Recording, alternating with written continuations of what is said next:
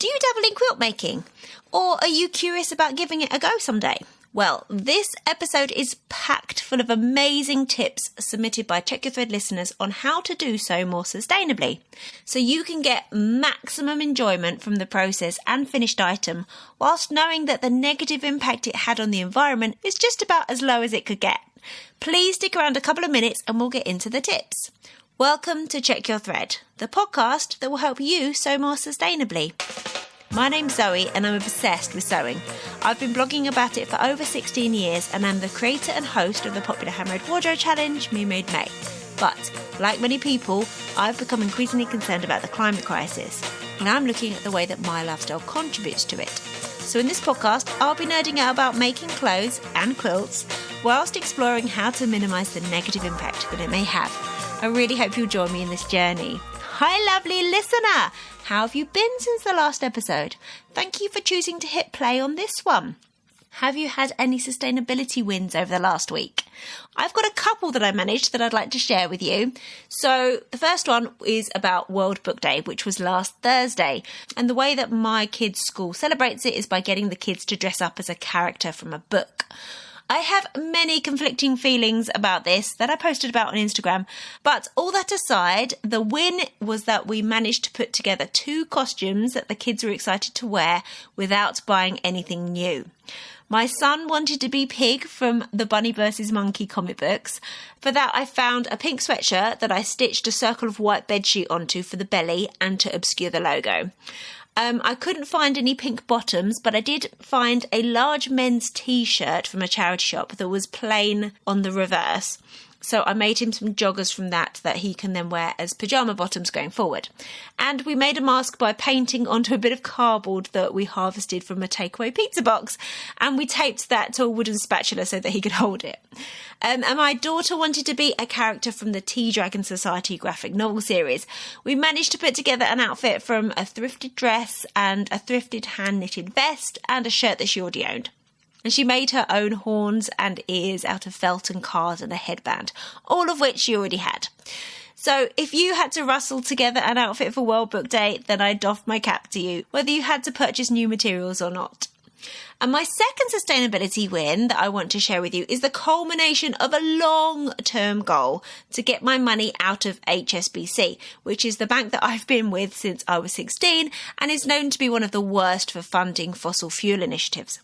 So I swapped over my main bank account from them last year, but I've been dragging my heels about doing the same for my ISA, which is where I had some savings, because that was a bit more complicated to swap over. Anyway, this week I found that the transfer had finally gone through, so I'm now only banking with Nationwide and Triodos, both of which have excellent track records for being ethical and not investing in fossil fuels. I now only have 63 pence left in an HSB account, and that is because I can't work out how to close that final one. For you! If you're interested in seeing how your bank or building society fares in terms of ethics and fossil fuel investment, you can check using the bank.green website, no matter what country you're in. And if it turns out that your funds are in an unethical bank, there's advice on that website for how to swap over to a better one. So this week I have the pleasure of thanking Yvonne, Nina and Carolyn for signing up to support the podcast via Patreon. And I also get to say huge thanks to existing patron Heather for upping the amount of their support. Thank you all so much. Okay, right, let's get into today's episode. So this is the second out of 3 in the Quilting More Sustainably mini-series, and it's a community episode. You know that I like to offer up practical tips and actionable ideas on the podcast, so I wanted to create an episode that did that for this topic also. Now, I'm not much of a quilt maker myself, but I know that a ton of you awesome Check Your Thread listeners are, so I put a call out for submissions from the Check Your Thread patrons and newsletter subscribers. Well, it ended up getting the biggest response that I've had to a request for episode submissions. Sadly, I couldn't include everyone's submission, and I've also had to edit down a lot of the submissions that I have included to fit as many hot tips in as possible.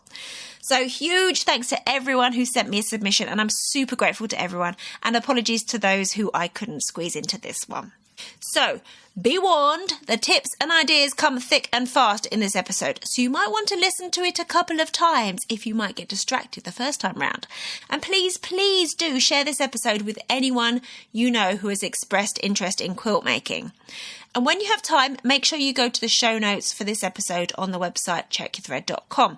There you'll see a little gallery of super inspiring quilts made by some of the contributors that you'll hear from in this episode, and some other links and recommendations that you don't want to miss out on. Next week, we're getting a major history lesson that will put so much of what we've been talking about into historical perspective. But until then, take care of yourself, take care of your loved ones, see how your bank fares via the bank.green website, and enjoy. So whether you're an experienced quilt maker looking to find ways to reduce the environmental impact of your craft, or you're a beginner interested in having a go and wanting to start out on the right foot, I've collected a ton of practical tips to help you quilt more sustainably. I've loosely collated these tips into 4 categories: sourcing the materials, sorting and processing the materials, construction, and additional tips that don't fit neatly in the other categories. Although, of course, some of these approaches that people have submitted kind of span several of the categories. But let's get stuck into sourcing the materials. Terry writes, I made my first quilt 3 to 4 years ago, and I was determined not to buy any new fabric for it. I wanted to use just 3 solid colours for a contemporary look, so I found some second-hand sheets on eBay. For my second quilt, I used mainly shirts I found in a charity shop, combined with some quilting fabrics from online de-stash groups. Finding second-hand textiles with colours that look good together adds an additional challenge to the creative process that I really enjoy. Hi, Zoe. This is Katie, and I'm calling to you from Buffalo, New York, in the U.S., near the Canadian border. And here are my tips on sustainable quilting. First of all, I have to say I'm not really a quilter, and like many sewists, I have a lot of scraps, and so I use my scraps, of course, but I also keep an eye out when I'm at vintage stores for, unfinished quilts by other quilters. I also have some blocks that my mother-in-law, who was a very avid quilter, made, so sometimes I incorporate them into my quilts, which is kind of fun because I'm not good at very precise quilting. And I also like to feel that my mother-in-law is somehow collaborating with me on the stuff that I'm doing. I'm kind of towards the end of her stash, but I also look out for stuff that other quilters have done. As far as the batting that I use, I think there are lots and lots of ways to get free or very low-cost batting. The first thing that you can do, of course, do what quilters have done a long time and use existing quilts or use thrifted quilts or coverlets, and these don't need to be handmade. They can just be thrift store things. Maybe you use half of it to make a garment and you use the other half to do a little nap quilt or something. I've also used flannel sheets. Those are also easily thrifted. Polar fleece. Polar fleece seems to be available widely at thrift stores, and a lot of times they're really noxious patterns. I had one that was bowling pins, for example, so you can use those. Or my kids seem to bring home a lot of these fleece throws as birthday party gifts, and they're awful plasticky things, but I think using them in a quilt is kind of a good way to use them because the quilt doesn't get washed a lot, so you're not going to be putting those microplastics really into the water, and you don't see it, and they feel just fine inside a quilt. And as far as backing, I've used sheets a lot, and sometimes I don't have enough for the whole back of the quilt, but that doesn't matter. You can piece the back of your quilt, or sometimes I put like a pieced stripe to separate the 2 pieces that I have to seam together, and I think that makes kind of a fun little backing. Anyway, those are my tips, and I want to encourage people who, even though if you don't consider yourself a quilter, give it a try. Start small, pot holder, a little bit bigger, bag, vest, jacket, nap quilt. Use it to cover the logo on a sweatshirt. That's also a fun way to use a little piece thing. So anyway, have fun. Love your show. Bye. Norma writes, I've been quilting for more than 30 years and have found that there's no need to buy lots of new fabric to make quilts. It's a brilliant way to use up bits and pieces. I get fabrics from lots of sources. The last chance rail at charity shops often produce cotton shirts. My old clothes come in handy. Dressmaking leftovers can be useful. And I'm often given fabrics because the lovely donor knows that I will do my best to put them to use.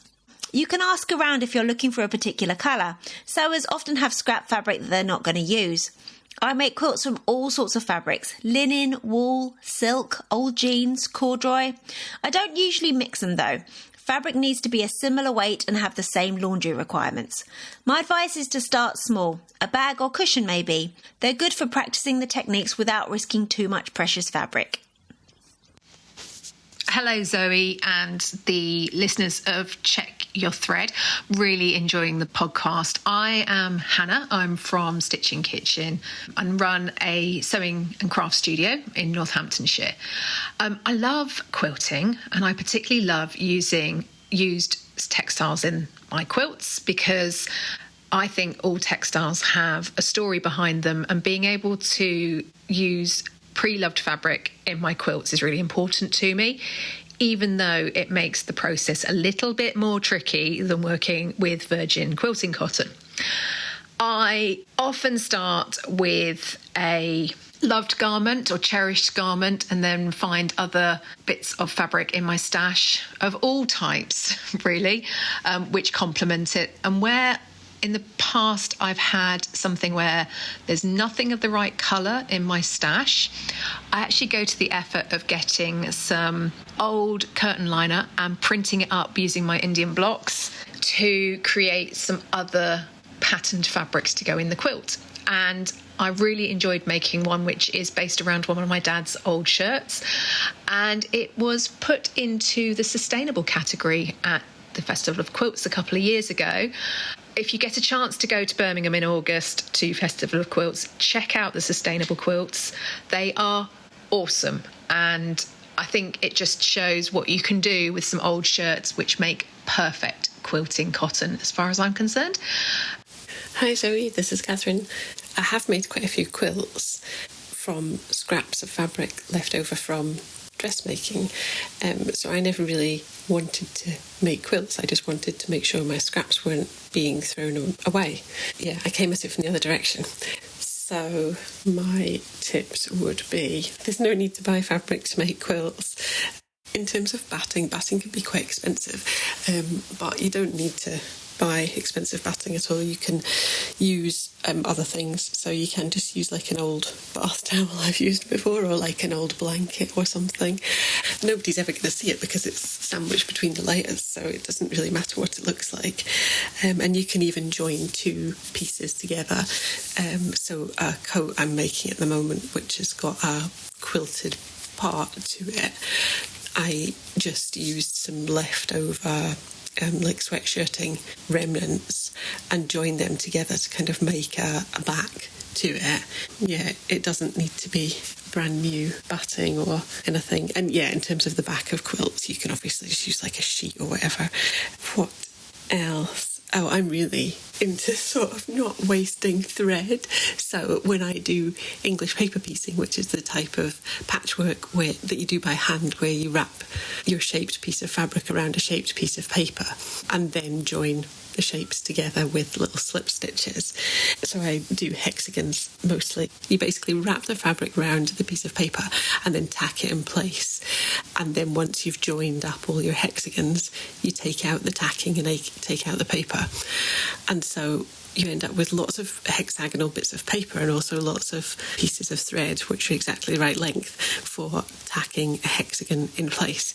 And so I obviously save the hexagons and save the tacking threads, which might sound really weird, but so I have like little pieces of card with lengths of thread wrapped around them, and you cut notches on the card, wrap the threads around to keep them all separate, and then keep everything in a box.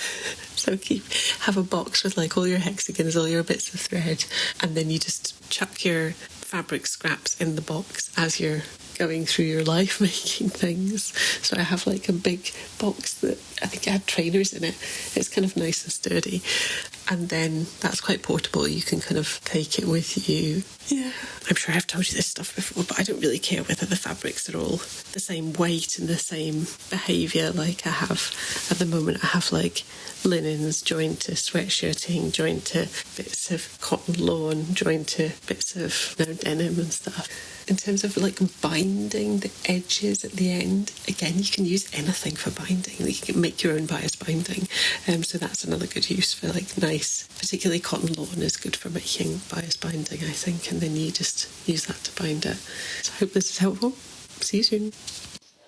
Hi Zoe and listeners, this is Gina with a few more sustainable quilting tips I've learned over several years of quilting. Starting with the quilt top, I recommend learning about foundation piecing. This is a quilt block assembly technique where a solid piece of fabric is used as a base to sew smaller scraps onto.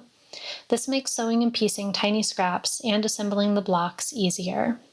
Some quilt patterns that use foundation piecing include crumb, string, crazy, coin, confetti, and log cabin patterns. I use old sheets or larger scraps of solid fabric for the foundation, as the foundation fabric isn't visible on the quilt top, although a loud pattern might show through lighter fabric. For batting or wadding, flannel sheets or thin blankets can be good secondhand alternatives to purchasing new materials. Large flannel sheets could be folded in half for slightly thicker batting. In my experience, flannel sheets make for a thinner, drapier, denser quilt than traditional batting. Regarding backing, larger household linens like sheets, tablecloths, or curtains can be used for a single cloth backing, but backings can also be pieced. There's no rule that says quilt backs have to be one fabric. And last but definitely not least, if you're using reclaimed or upcycled materials, make sure they all play nicely together. By this I mean, can they be sewn, washed, and cared for in the same way? For example, using an existing wool blanket for batting might seem like a good idea, but perhaps not if you hope to machine wash and dry the quilt. Also, if using existing garments, consider the sewing needs of the different types of fabrics. Sewing t-shirt material with denim and lightweight wovens may require different needles or stitch types to turn out well and can lead to frustration if you try to sew everything together without proper planning. It's totally doable, but be sure to plan ahead.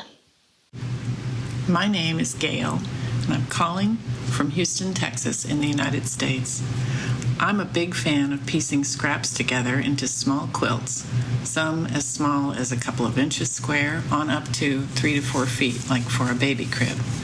My sustainability tip is to consider the backside as a pieced side too, rather than making it out of a larger piece of fabric. Go for scraps. And for the batting or wadding, I have found success in using an old mattress cover instead of purchasing new from the store. Hope this helps.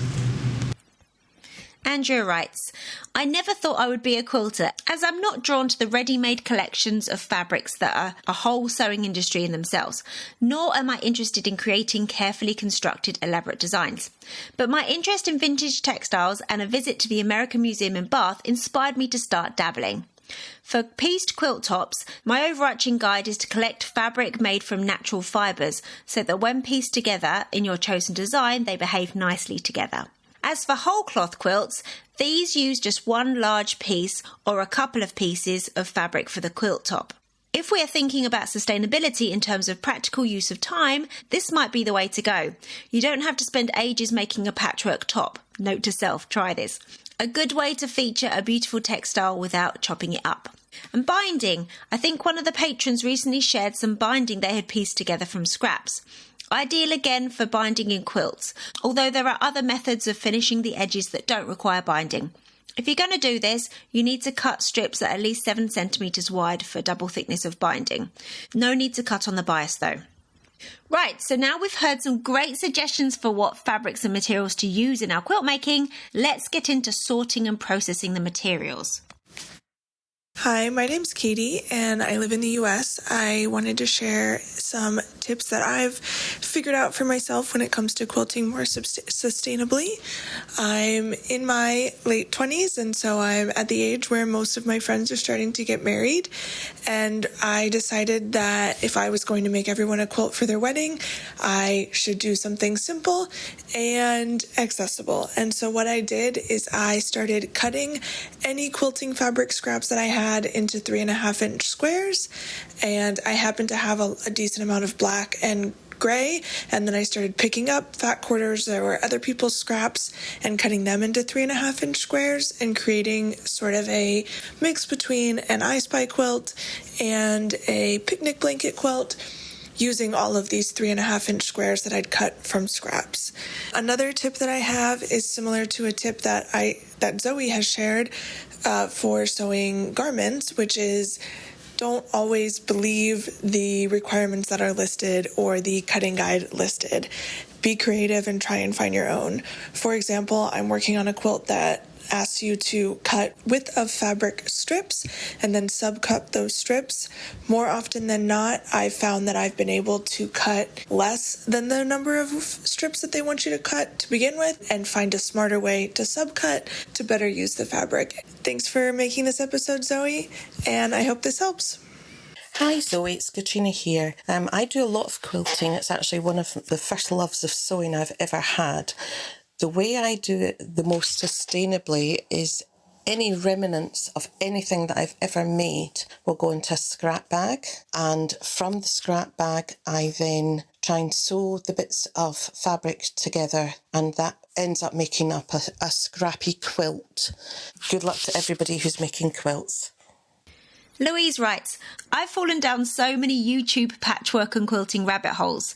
The best thing I've learned so far is sorting scraps.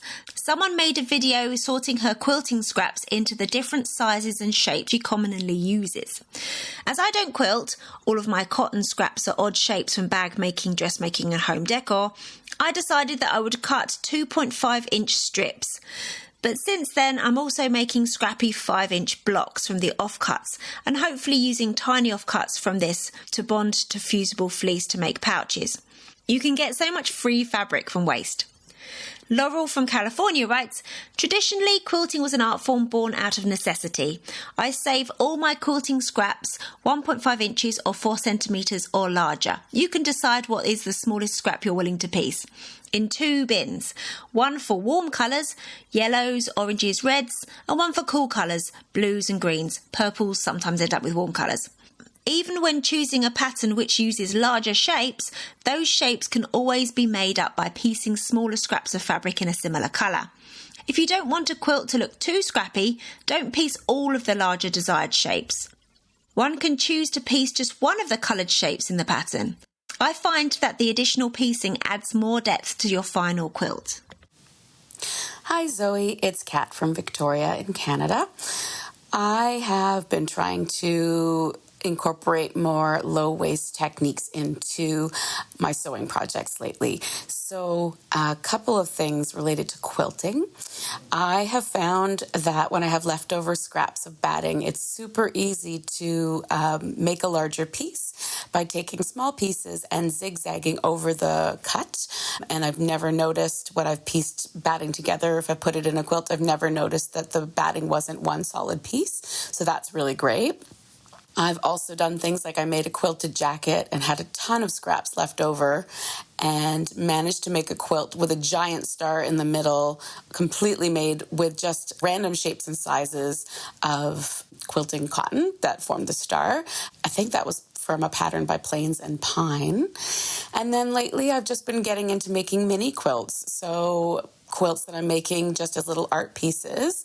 I just finished the top of one recently, but I think I'm actually going to turn it into a cover for my featherweight sewing machine. But otherwise, I had planned to make that and hang it on my wall. And it's made entirely with scraps, quilting cotton scraps, and then some garment making scraps that I got in a craft kit from a locally made garment company called Smoking Lily here in Victoria. So hope those tips are helpful. Yeah, keep up the good work. Thanks. Hi Zoe, my name is Kate and I saw your post about quilting more sustainably. One thing that I try to do is to use batting that is essentially whatever I have around. So it could be large chunks of leftover fleece or sweatshirting material or old towels or blankets. And I patch it together. I think if you're doing a lot of quilting, it doesn't really show up that your batting isn't all one piece of brand new, perfectly pressed fabric. So that's a shift I've made, and it feels good to be using those textiles that are kind of worn out or otherwise not useful in a useful way. And really, by the time the quilt's all done, you cannot tell that there is a difference. So I hope that's helpful. I think quilting is such a great way to use scraps and be more sustainable. But thinking about batting as something that I could piece together and use was really a game changer for me. Thanks. Bye. Right, now we've got our fabrics and materials prepped, it's time to consider the actual construction processes. Hi Zoe, this is Anne from Minnesota in the United States. I'm a new quilter, but a sustainable quilting method I really like is quilting with strips. And the pattern I use is a log cabin where I start with a square that I pre-cut, and then I don't pre-cut any of my other rectangles. I just keep using the strips as I'm working my way around in a snail pattern. And when those strips get too small, I sew that scrap piece onto the next strip and use that so that the scraps are worked into the quilt top I'm working on, as opposed to being leftovers when the quilt is done, having to figure out something to do with them. Thanks so much for the podcast. I really enjoy it. Hi Zoe, Nikki from Westy near Chichester here. I was very happy when you asked for tips about quilting because it's more my thing than garment sewing, if I'm honest. I keep trying with the garment sewing, but the whole thing about quilting not needing to fit me is something quite appealing. Anyway, there's lots of things I could say, but mindful of your desire for practical, actionable tips, here is what I'd like to suggest. Chain piecing really helps save thread. So that's when you line up your patches and you run them through the machine one after the other with just a short gap between. Then all you need to do is snip, and you've got a lot less wasted threads and ends. And on the subject of thread, you don't need to have the same thread top and bottom, so it's a good use of odds and ends of colours that aren't any good for garment sewing because your seams won't show. Tessellating shapes really help make the most of fabric and reduce waste. But if you have irregular strips and shapes, you can join them together in any way you like and then assemble them on a foundation background using the stitch and flip method. If you Google all these, you'll find instructions for all of them. But I think the biggest tip to avoid waste and quilt sustainably is just to be led by the materials you've got. If you've got smaller pieces, irregular shapes, just see what happens when you join them. You can cut them into different strips, flip them round, and just have a bit of fun with them. Throw out the rule book, use what you have, and just enjoy the process. Okay, thanks Zoe. Bye. Andrea writes, for the actual quilting, an alternative to machine or hand quilting lots of lines or a pattern is to simply sew through all layers using a cross stitch or hand-tied knots in contrasting colours of embroidery threads, for example. This requires less thread than quilting the whole thing on a machine, and if you don't have a long-arm sewing machine, is probably more practical. It will create a softer quilt than something that's had lots of machine quilting all over it. And lastly, a couple of great tips from Maggie about the equipment that you might use to make quilts. Maggie writes, you can buy a sharpener for rotary blades to extend the life of your blades. Plus, I don't recommend saving money on less durable rulers. I find that thinner, softer rulers are too easy to cut into. My bargain ruler is not very useful. So there you go, a ton of tips for getting resourceful with what you already have or can easily source secondhand that will reduce your financial outlay and your negative environmental impact when making quilts. I also think that many of these tips and ideas will provide you with more creative enjoyment and fulfillment than if you went to your local quilting fabric shop and bought a bunch of coordinating fat quarters, you know? I love Gail's tip, for example, of piecing together the backing as well as the top of the quilt. You could theoretically make a double-sided reversible quilt, maybe with 2 different looks or distinct colour schemes in one project. And I'm super inspired by Laurel's tip to piece together some fabrics that you then cut out the larger shapes from, and how that would give a greater sense of depth to the finished design. And I'm super happy to hear the many examples of alternatives to regular quilting batten to use on the insides of quilts. In my house, we've got some old sleeping bags that have been knocking around, and they've got busted zips, but we still use them for additional warmth on the beds or on the sofa during the winter. And I'm excited to make a top and a backing and use the sleeping bags as batting. Thanks again to everyone who submitted their tips. So which of them did you find inspiring, and which are you excited to try? Drop me an email to zoe@checkyourthread.com or send me a message on Instagram @checkyourthread.